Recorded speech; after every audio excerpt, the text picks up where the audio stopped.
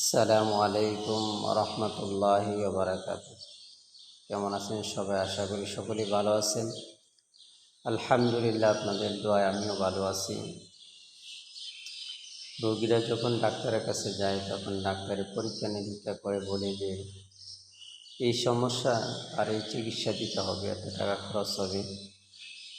তদ্রূপভাবে যারা মোতাব্বিরি করে, কোরআন হাদিস থেকে চিকিৎসা করে, কবিরাজি করে, তাদের কাছে কিছু মাপার যন্ত্র আছে, পরীক্ষা করার কিছু জিনিস আছে।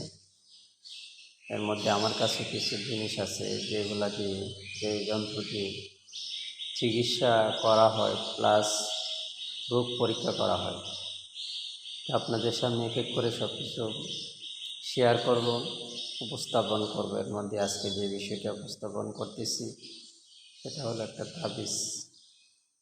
এই তাবিজটা রোগীর হাতের মধ্যে দিলে রোগী নিজেও বুঝতে পারবে তার কী সমস্যা, এমনকি যিনি মোতাব্বির, তিনি কোরআন হাদিস থেকে চিকিৎসা করে, উনিও বুঝতে পারবে রোগীর কী সমস্যা, যাদের সমস্যা নাকি ডাক্তারের সমস্যা বলতে পারবে।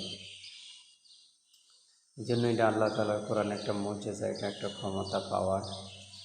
তাবিজটা হাতে দেওয়ার পরে রোগী নিজেও বুঝতে পারে, যিনি চিকিৎসা তিনিও বুঝতে পারে রোগীর কী সমস্যা।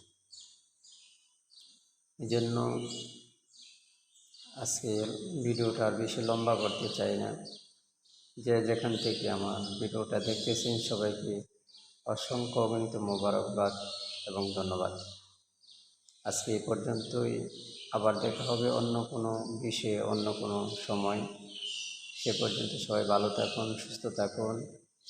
আসসালামু আলাইকুম ওয়া রাহমাতুল্লাহি ওয়া বারাকাতুহু।